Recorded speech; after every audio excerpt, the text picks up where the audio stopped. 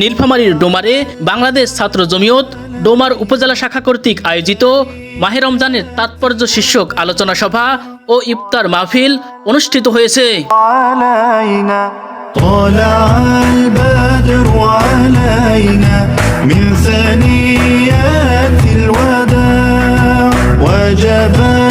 গত ২৬শে মার্চ বুধবার ডোমার মডেল মসজিদে আয়োজিত আলোচনা সভা ও ইফতার মাহফিলে ছাত্র জমিয়ত ডোমার উপজেলা শাখার আমন্ত্রণে একে একে বিশিষ্ট ব্যক্তিবর্গ, শিক্ষক সমাজ ও অন্যান্য রাজনৈতিক দলের নেতৃবৃন্দ সহ ছাত্র জমিয়তের শত শত নেতাকর্মী উপস্থিত ছিলেন।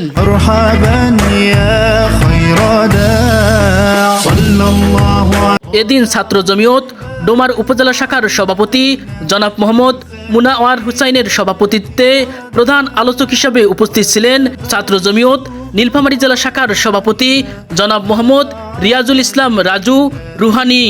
এদিন বিশেষ অতিথি হিসাবে উপস্থিত ছিলেন বাংলাদেশের প্রখ্যাত আলেমে দ্বীন জমিয়তে উলামা ইসলাম বাংলাদেশের মহাসচিব আল্লামা মঞ্জুরুল ইসলাম আফেন্দির সহোদর আমেরিকান প্রবাসী ইঞ্জিনিয়ার জাহিদুল ইসলাম সাহেব। আরও বিশেষ অতিথি হিসাবে উপস্থিত ছিলেন জমিয়তে উলামা ইসলাম ডোমার উপজেলা শাখার সভাপতি মাওলানা ফজলুর রহমান সাহেব। অন্যান্যদের মতো আরও উপস্থিত ছিলেন ডোমার কেন্দ্রীয় জামে মসজিদের খতিব মুফতি মাহমুদ বিন আলম সাহেব। উপস্থিত ছিলেন ছাত্র জমিয়ত ডোমার উপজেলা শাখার সাধারণ সম্পাদক মোহাম্মদ ওয়াইস কুরানি এবং যুগ্ম সাধারণ সম্পাদক মোহাম্মদ ইসমাইল ইসলাম। এছাড়াও উপস্থিত ছিলেন ছাত্র জমিয়ত ডোমার উপজেলা শাখার সহসভাপতি মোহাম্মদ সফিয়ার রহমান।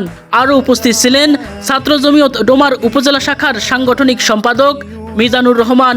উপস্থিত ছিলেন ছাত্র জমিয়ত ডোমার উপজেলা শাখার সাহিত্য বিষয়ক সম্পাদক মাওলানা সামিউল ইসলাম। এদিন উপস্থাপনায় ছিলেন ছাত্র জমিয়ত ডোমার উপজেলা শাখার ভারপ্রাপ্ত অর্থ সম্পাদক হাফেজ মোহাম্মদ জাহিনুর ইসলাম। এদিন সংক্ষিপ্ত বক্তব্য প্রদানকালে বক্তারা তাদের বক্তব্যে বলেন, রমজান মাস ইবাদতের ভরা একটি মৌসুমী মাস,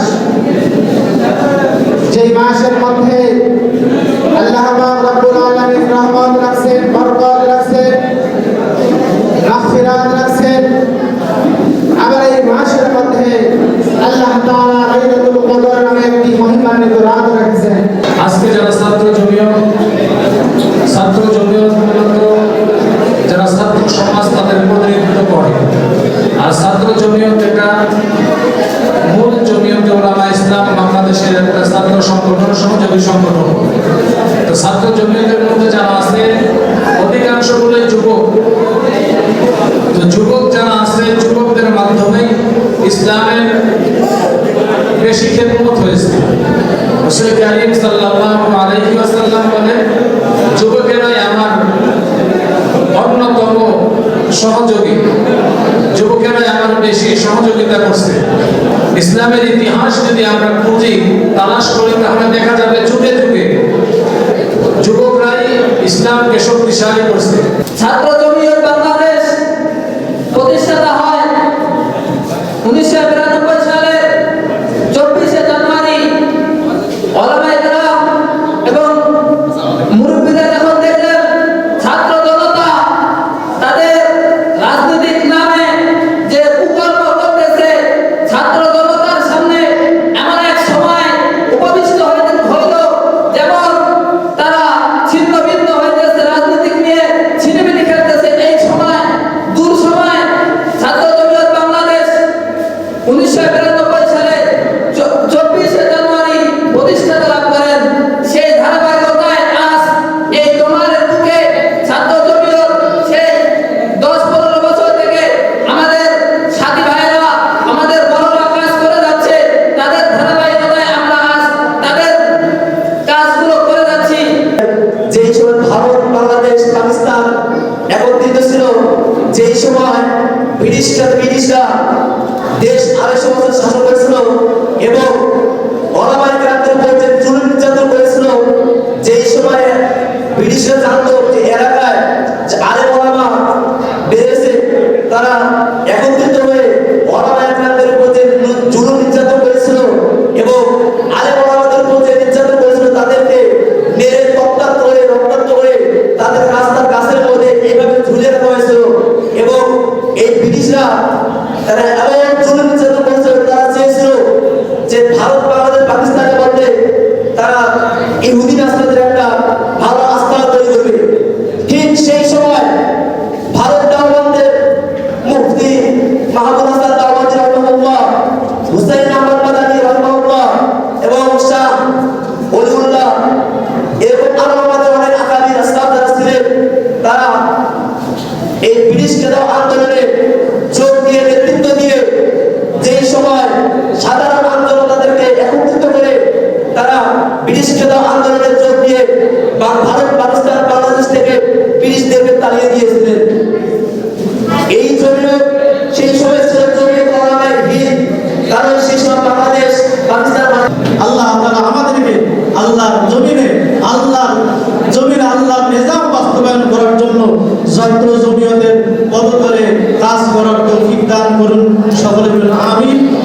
এদিন বিশেষ অতিথি ইঞ্জিনিয়ার জাহিদুল ইসলাম সাহেব তার বক্তব্যে বলেন, আজকে যে ছাত্র জমিয়তের বাচ্চারা এখানে আয়োজন করেছে তারা ম্যাক্সিমামই আমাদের কেউ হয়তো মাশাআল্লাহ আলেমে দ্বীন, কেউ হয়তো ছাত্র তালাবা, কেউ এখন লেখাপড়া করতেছে, সামনে আলেম হয়ে যাবে। তাদের কাছে আমার ব্যক্তিগতভাবে একটা খেয়াল থাকবে বা উপদেশ থাকবে, আজকে যারা তোমার ছাত্র, কালকে তোমরা এদেশের একজন বড় আলেম। এবং বড় আলেম হওয়ার অর্থ এই যে আমরা এই উম্মতকে রাস্তা দেখাবো, উম্মতকে রাস্তা দেখাবো। আমাদের কোনো কাজের দ্বারা এরকম যেন মনে না হয় যে আমরা গাফেল হয়ে গেলাম, নিজেও গাফেল, উম্মতকে তো রাস্তা আমরা দেখাইতেই পারবো না। এই জন্য আমার উপদেশ থাকবে যেন আমরা সবসময় সজাগ থাকি, যেন আমিও ঘুমন্ত অবস্থায় না থাকি, উম্মতকেও ঘুমাতে না দেই। এরকম ঘুম যেন আমাকে ধ্বংসের মধ্যে নিয়ে যায়, জাহান্নামের দিকে নিয়ে যায়। আজকে আমরা ইমামতি করি, আজকে আমরা নামাজ পড়াই, আমি পিছনে জানি না আমার মুসল্লিরা কিভাবে নামাজ পড়তেছে। আমি একজন ইমাম, আজকে কিছু জানি না আমার পিছনে আমার মুসল্লিরা কিভাবে নামাজ পড়তেছে। কিন্তু একজন ইমামের দায়িত্ব, একজন আলেমের দায়িত্ব, মুসল্লি কিভাবে নামাজ ঠিক মতো দাঁড়ালো কি দাঁড়ালো কিনা। একটা সামান্য উদাহরণ দিয়ে আমি বুঝালাম। এরকম যদি কাফের থাকে যে ইমামতি করলাম ঠিকই, কিন্তু মুসল্লিদের নামাজের পরোয়া করলাম না, আল্লাহ যেন আমাদেরকে হেফাজত করে। এই জন্য আমি বলবো আমরা যেন এই উম্মতকে সামনে থেকে অগ্রসর করি, যেভাবে আল্লাহ রাসূল সাল্লাল্লাহু আলাইহি সাল্লাম আমাদেরকে শিখিয়ে গেছেন। আমার সিরাতের মধ্যে পাই রাসূলুল্লাহ সাল্লাল্লাহু আলাইহি সাল্লাম কিভাবে নামাজ পড়াইছে, নামাজের কাতার কিভাবে সোজা করাইছে। এইভাবে এই দুনিয়াটা খুব ক্ষণস্থায়ী জায়গা, দুনিয়া থেকে আমরা চলে যাব। আমি একটা আয়াত পড়েছিলাম, যেখানে আল্লাহ তাআলা বলেন এই দুনিয়াটা ধোঁকার জায়গা, ক্ষণস্থায়ী জায়গা, ধোঁকার জায়গা। যতক্ষণ না আমার পা জান্নাতে পৌঁছে, ততক্ষণ পর্যন্ত আমাদের কামিয়াবি বা সফলতা বলে কিছুই নেই।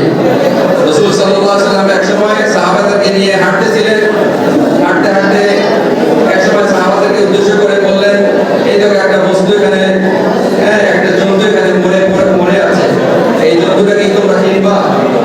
এই জন্তুটাকে তোমরা কিনবা? সাহাবারা বললো যে এই জন্তুটাকে কেন কিনবো রাসূলুল্লাহ? এই জন্তুটা তো মরা অবস্থায় আছে, একে তো কেউ কিনবে না, ফিরে দিলেও কেউ নেবে না। আল্লাহ রাসূল সাল্লাল্লাহু আলাইহি ওয়াসাল্লাম উদ্দেশ্য করে সাহাবাদেরকে বললেন, এই জন্তুটার মতোই এই দুনিয়াটার কোনো দাম নেই। এই দুনিয়াটার এরকম কোনো দাম নেই, একে টাকা দিয়ে কেনারও কিছুই নেই। এটা ধোকার জায়গা, ধোকার মধ্যে আমরা পড়ে আছি। এই ধোকার মধ্যে এইভাবে আমরা পড়ে না থাকি, যেমন আমার নামাজ, রোজা, হজ, যাকাত সবকিছু নষ্ট হয়ে যায়।